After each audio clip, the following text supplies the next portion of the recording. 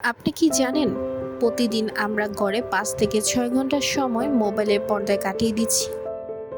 হ্যাঁ, ঠিক ধরেছেন। চোখের সামনে থাকা এই ছোট্ট ডিভাইসটি হয়ে উঠেছে আমাদের জীবনের সবচেয়ে বড় আসক্তি। সকালে ঘুম থেকে উঠেই মোবাইল, রাতে ঘুমাতে যাওয়ার আগেও মোবাইল।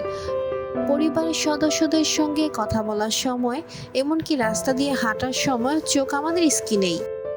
এটি শুধু সময় নষ্ট করছে না, ধীরে ধীরে ধ্বংস করছে আমাদের স্বাস্থ্য, সম্পর্ক আর মনোযোগ। চোখের সমস্যা, মানসিক চাপ ও বিষণ্ণতা, ঘুমের ব্যাঘাত, একাকিত্ব, পারিবারিক দূরত্ব, এমনকি মোবাইলের কারণে প্রাণ পর্যন্ত চলে যাচ্ছে। তবে এর সমাধান আছে। প্রতিদিন মাত্র ১ ঘন্টা নো ফোন টাইম রাখুন। খাবারের সময়, ঘুমের আগে পরিবার বা প্রকৃতির সঙ্গে কিছু সময় কাটান। মোবাইলকে ব্যবহার করুন, কিন্তু তার দাস হয়ে যাবেন না। স্মার্টফোনকে সত্যিকার অর্থে স্মার্টলি ব্যবহার করুন।